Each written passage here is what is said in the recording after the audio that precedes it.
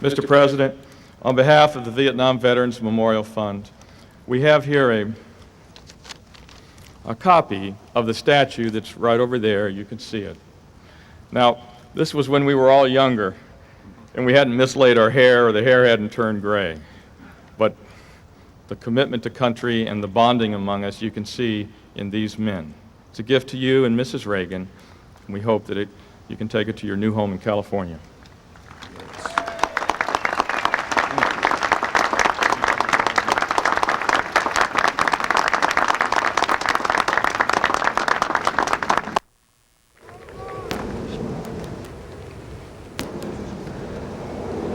Well, thank you, Jack Wheeler.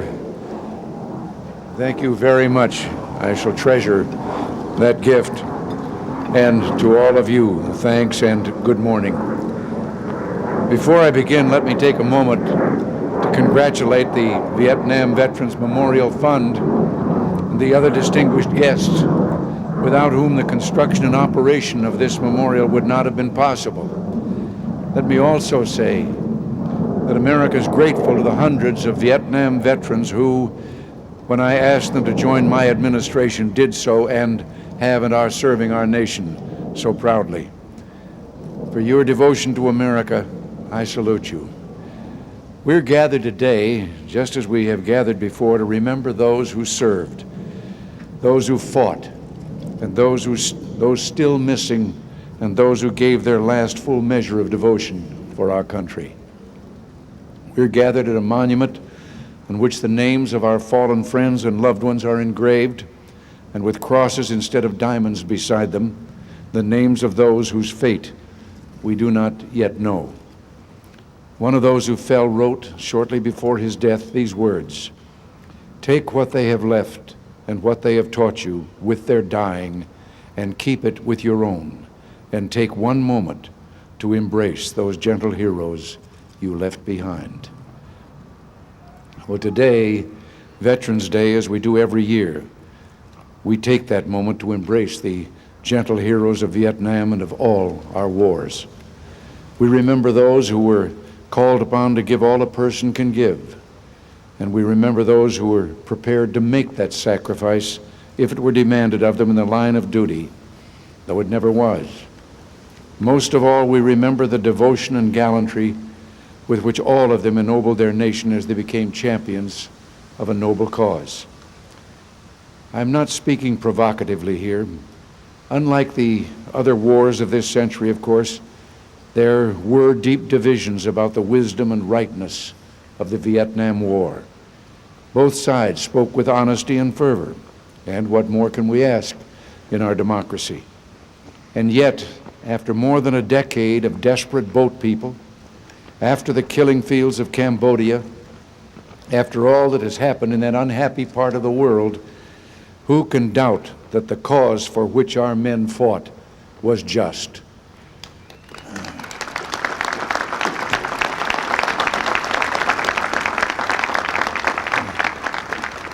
It was, after all, however imperfectly pursued, the cause of freedom, and they showed uncommon courage in its service. Perhaps at this late date we can all agree that we've learned one lesson: that young Americans must never again be sent to fight and die unless we are prepared to let them win.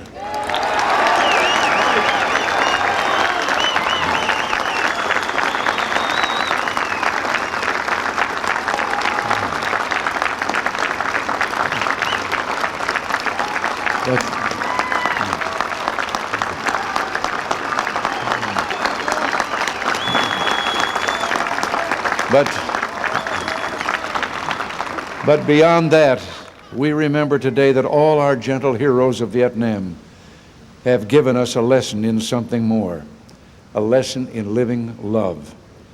Yes, for all of them, those who came back and those who did not, their love for their families lives. Their love for their buddies on the battlefields and friends back home lives. Their love of their country lives.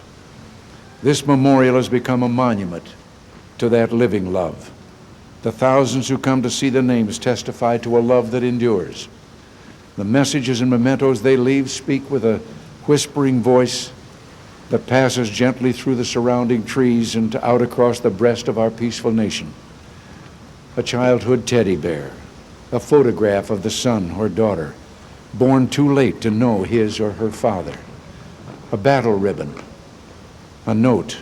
There are so many of these, and all are testimony to our living love for them. And our nation itself is testimony to the love our veterans have had for it and for us.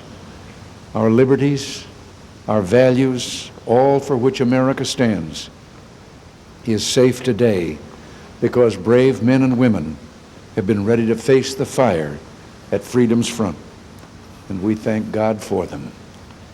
Yes, gentle heroes and living love, and our memories of a time when we faced great divisions here at home.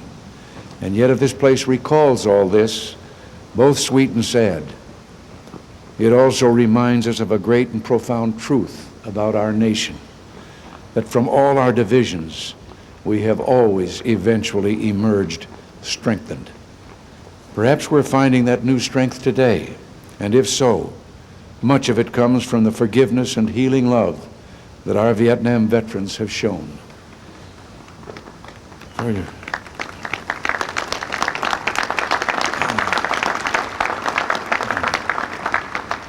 For too long a time, they stood in a chill wind as if on a winter night's watch, and in that night, their deeds spoke to us, but we knew them not.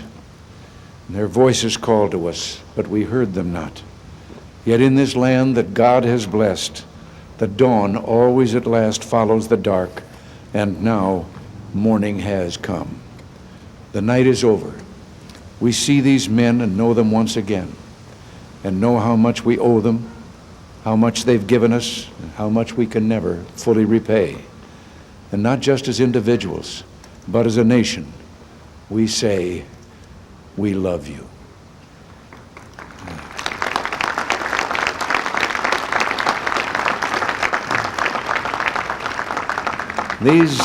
These days we show our love in many ways, some of it through the government.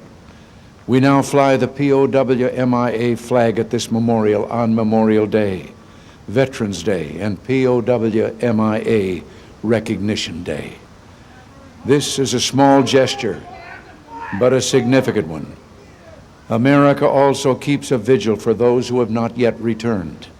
We have negotiated with the Vietnamese to bring our nation's sons home, and for the first time to have joint teams investigating remote areas of Vietnam that might shed light on the fate of those we list as missing.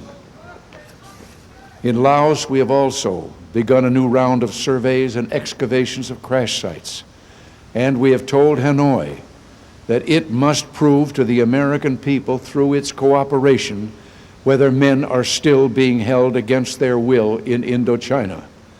Otherwise, we will assume some are, and we will do everything we can to find them.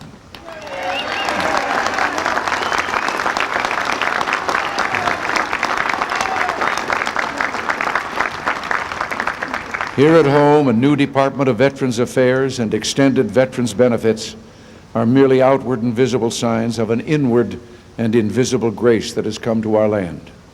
Vietnam's service is once more universally recognized as a badge of pride.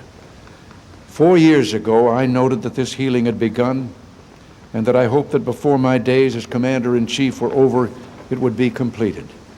Well, now as I approach the end of my service, and I see Vietnam veterans take their rightful place among America's heroes, it appears to me that we have healed. And what can I say to our Vietnam veterans but, welcome home.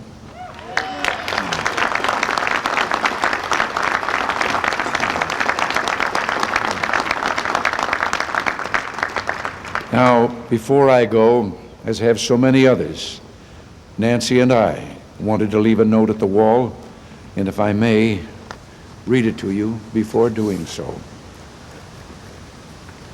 We will put this note here before we leave.